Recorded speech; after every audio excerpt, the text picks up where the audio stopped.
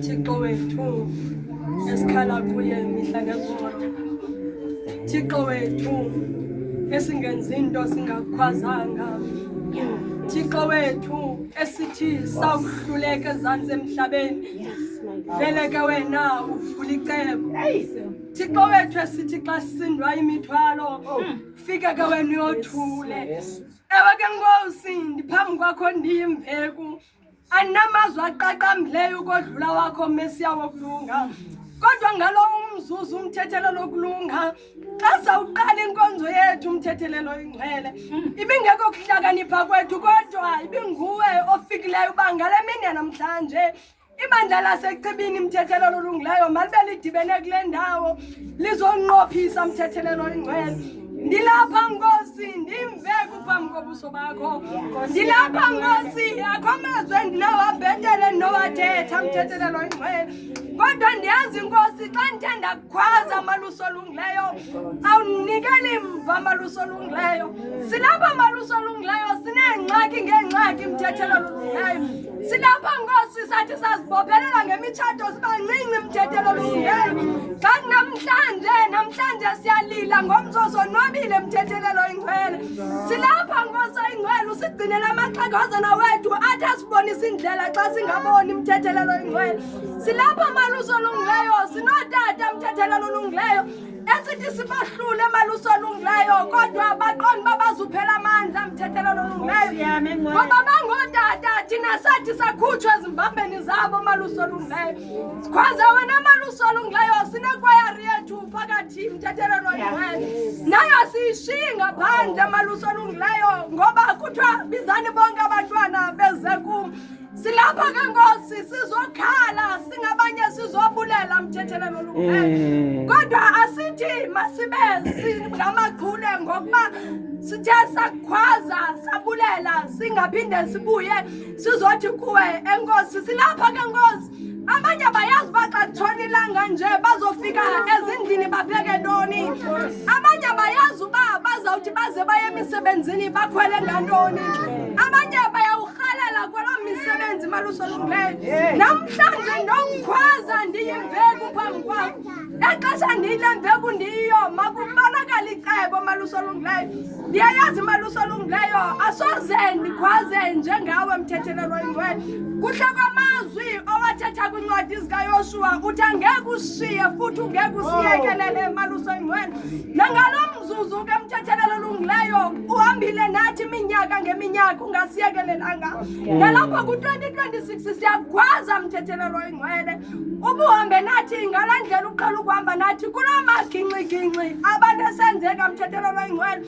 Kodwa wena uyohlala unguThixo uthi kuhle kwengoma ethi ngoba wena unguThixo uye ungasishiyi uhlale phakathi kwethu.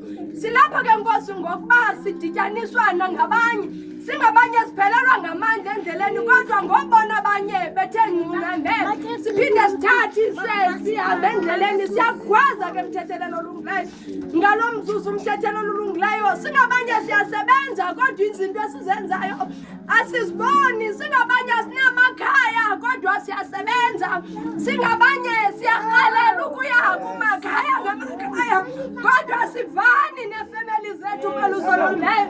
Singabanye siyarhalela ukuya kumakwethu into nayo seyiziziza imizi yawo mthethelelo oyingcwele. Khawusipha amandla ke mthethelelo olungileyo ngalo mzuzu abanamandla wokuphakamisa imizi ubanike uba mabaphakamise amakhaya abarhalelayo uba nabo bangawakhomba amakhaya wabo ubakhomba uba bangakhangela kumakhaya wabo Malusi Olungileyo.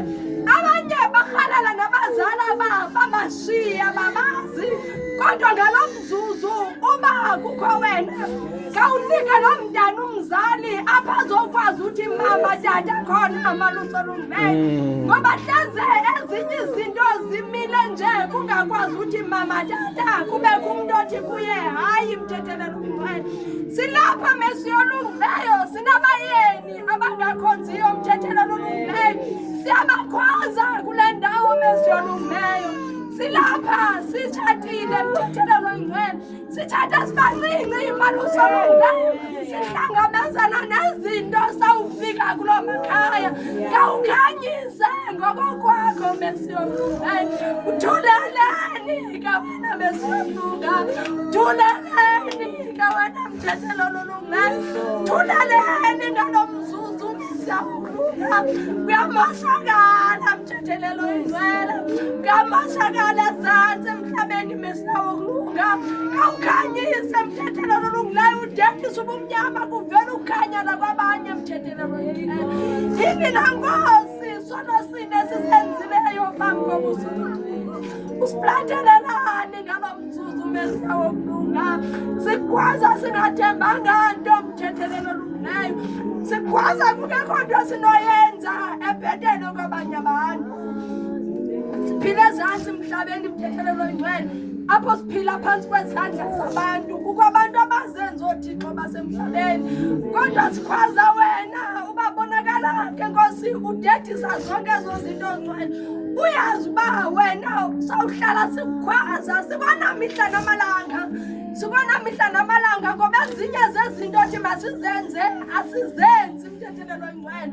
Kodwa sawuqala mthethelelo olungileyo sibone kumnyama sikhwaze.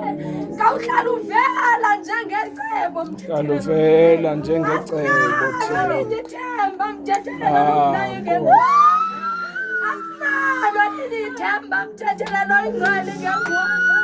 Sikhwaza ngoba sisazi uba sithi sakhwaza wena uvele njengecebo mthethelelo olungileyo. Asinalo linye icebo esinokhwaza lona ngaphandle koba siguqe sikhwaza. Uthe uyawuba nathi mthethelelo olungileyo. Khawuya kusiyakela ke Malusi Oyingcwele. Kusiyekela quqa nakuloo mizi mthethelelo ingcwele. Ethi ufika abantwana bengabani nabazali babo mthethelelo ingcwele. Fumanisa ukuba imvano ayikho phakathi nekhaya, kawukhanyise kwezo family azithi zawujongana maluso olungileyo.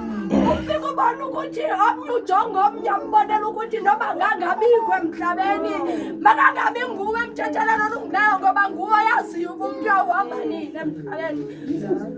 Siyakhwaza ke mthethelelo olungileyo. Siyakhwaza mthethelelo olungileyo. Siyakhwaza maluso olungileyo. Suthula ngalo mzuzu mesiyalungileyo. Suthula mesiyalungileyo. Suthula mesiyalunga.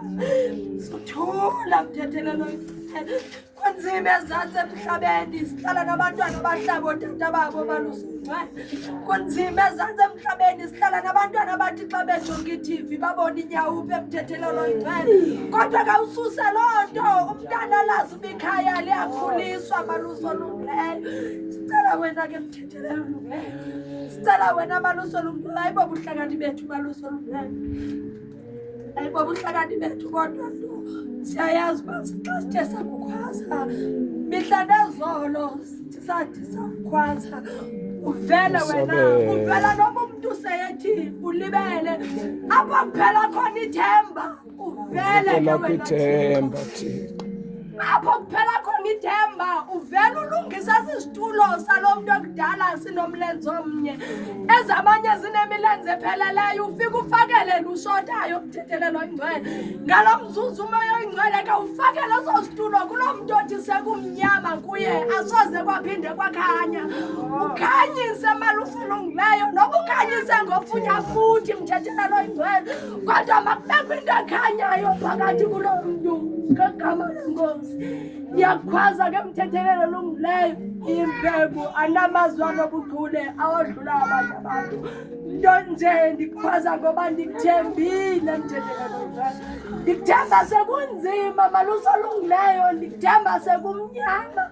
Ndiyayazi nawe ukukhwaza uyasabela mesiyawo kulunga.